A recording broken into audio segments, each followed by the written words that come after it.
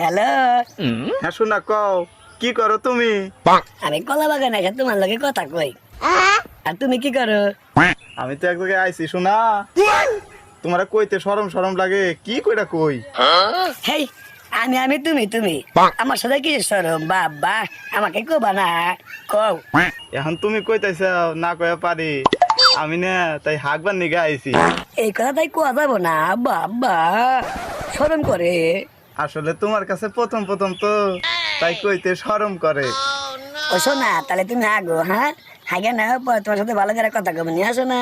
না না, তুমি তুমি ফোন রাখো না, তুমি ফোন রাখলে কিন্তু আমি আগমু না। তুমি তাহলে আগে না আগে। না, তুমি আগে পাত দাও, তারপর আমি আগমু।